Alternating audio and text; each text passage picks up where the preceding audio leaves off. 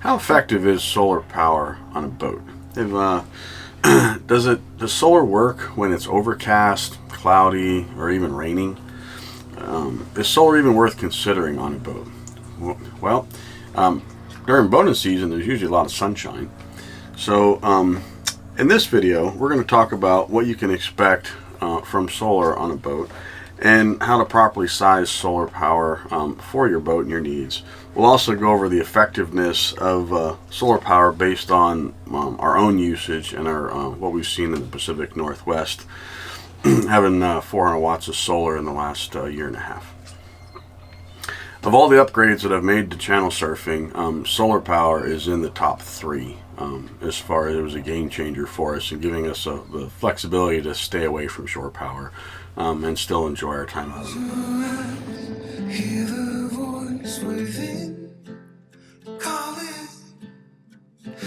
If you've upgraded solar on your own boat, please leave a comment with how many watts of solar you have and how effective that it's been for you and how happy you've been with it. If you find this video helpful, please consider clicking the like and subscribe button because it really helps us out a lot. So power on a boat comes at a premium when you're away from shore power. Engine charging and portable generators are the alternatives, but there's disadvantages to both. Adding more batteries just takes up more space and adds more weight to the boat.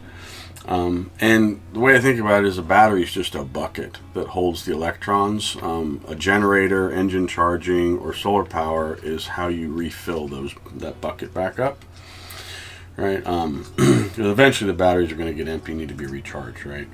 The factory solar panels are generally sized on Ranger tugs to keep up with the cabin refrigerator is an easy way to think about it. Or if you're on the trailer towing the boat, it'll keep your batteries topped off, when you're not obviously connected to shore power. They're not sized to take care of all the loads that the boat has. All right. So instead of thinking about doubling the size of your battery bank, consider adding or upgrading solar power instead. So we upgraded channel surfing from a single 160 watt solar panel that the boat came with to a pair of 200 watt panels. That gives us 400 watts total. We wired them up in series, and there's pros and cons to series versus parallel. We do not have any shading problems up top, and we choose to not store kayaks or anything else up there because to us power is the most important thing to us. If there was shading, any kind of shading problems you might have, like if you're going to put a kayak or something up top, then I'd recommend doing parallel instead. But as a result of the solar upgrade that we did, we generally don't need to plug into shore power to Guest Marina. We just live off the solar power, and it provides all the electrical that we need. There are some characteristics about solar, so that certainly there's a seasonality to it. In the Pacific Northwest, expect solar to be useful from about March through October is what we've seen on our boat. Solar works even with the cloudy and overcast days, and it actually works a lot better than I expected. All of us at some point have reached for sunglasses on an overcast day, right? Those are really good days for solar. Rain negatively affects it quite a bit. It usually cuts our output by 2/3 on a day that rains, but it's still not zero. But the 400 watts, just to give you an example, I may get 170 amp hours in a day of sunshine during July or August. If it rains in the same time frame, I may only get 50 amp hours, right? We generally go through about 110 amp hours a day on the boat, so if it rains and I get 50 amp hours, it covers half my loads for the day, and it still extends my time away from shore power. Let's see, so as I said, on average, we see about 165 amp hours a day during boating season. Our high score thus far has been about 225 amp hours in a day. On the days that it rains, like I said, we'll see about 50 amp hours for those. Early and late boating season, which I refer to as like March and April is early, and then September, October, I'll usually see about 80 amp hours a day. You figure the days start to get shorter and the sun starts to set lower in the horizon, both of which negatively affect solar. How do you size solar? Depends on what you want to get out of it, right? So for 12 volt DC loads, channel surfing is sized such that our 400 watt array, makes us self-sufficient during boating season. The 120 volt AC side, running the inverter, is a huge premium, as far as generating power for that. So generally, if I'm running like the hot water tank, which is a 120 volt AC load, and it'll run for 45 minutes to an hour. Generally, I'll run that like every other day. My battery will stair step down on usage, but usually by the time I get to like the 5th day of doing that with plenty of sunshine, my battery will be down to like 45%. Right, and I can take it down to 20% because we've got lithium. Which is, for us, that's plenty. It keeps us away from shore for as long as we need to. Consider this scenario. If your battery bank has 100 amp hours that are usable, and your daily needs consume 100 amp hours a day, then you get 1 day away from shore power. If solar were able to provide you with just 75 amp hours a day, that would give you 4 days away from shore power, right? And a 200 watt solar panel could actually provide this. Right. I put the spreadsheet together to illustrate what you might expect if you were to go up or down in wattage. And this is based on actual measurements that we've experienced throughout the Pacific Northwest boating year-round with our 400 watt solar array. Right. Watts are watts with solar. The difference in solar panels amounts to the shape of the panel and the physical size of the panel, the efficiency of the panel. The panel efficiency is directly proportional to the size of the panel. Right, so a lot of folks will put other stuff on the roof rack, like a paddle board or a car carrier or something. So oftentimes, boats are all about compromise. Is you may not be able to fit as much wattage as you want up top. Do the best you can, right? I tell people, go up top in your roof rack, measure what space you have, and go buy the biggest panel you can that'll fit within that, within the space you have. Generally speaking, on the Ranger tugs anyway, when folks get around 300 watts, that usually gives them the self-sufficiency away from shore power. Right. The higher efficiency panels are a little bit more expensive, but then you're going to get more watts per square inch on the panel, right? I like to use this example. The factory panel was a Custom Marine Products panel. It was 160 watts. It was 26 inches wide. The 200 watt panel was also a Custom Marine Products panel that I replaced it with. Same width, and it was 3 inches shorter because the efficiency was much higher. It was almost 24% efficiency on the new panel that I replaced it with, as opposed to about 16 or 18% efficient on the original panel. That efficiency says, okay, 40 more watts with 3 inches less length, right? And space is a premium on a boat as well, so I was trying to shrink and get as many watts as I could from as small a space as possible.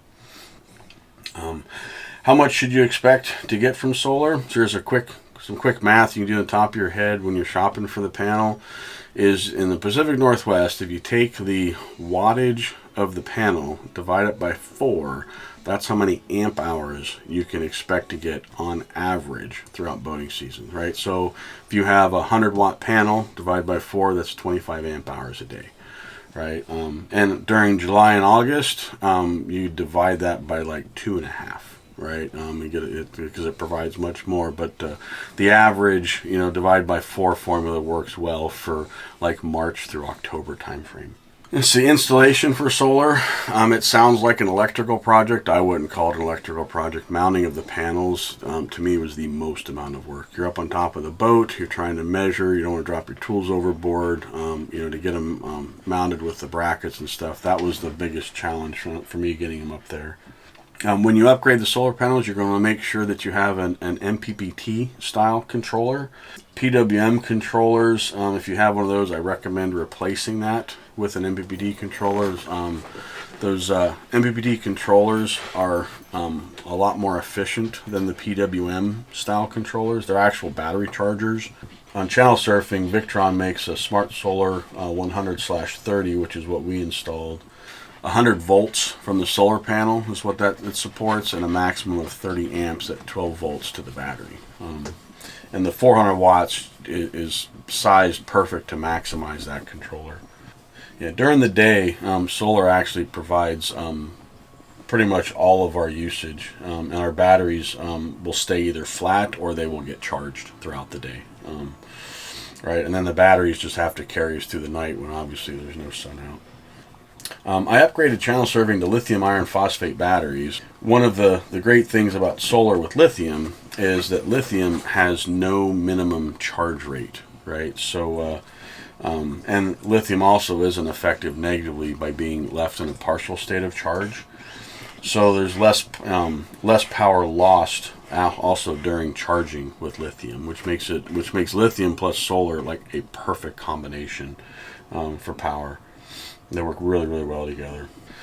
For folks that have the RT27 outboard luxury edition with the lithium battery bank, the boat comes with an MPPT solar controller already. It's also the DC to DC charger from the engine.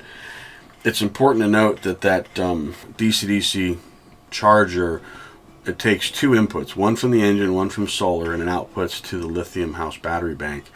If the engine's running, solar is not putting anything into the engine or anything into the battery, right? It'll take input from the two sources, engine and solar, but only one can be working at a time.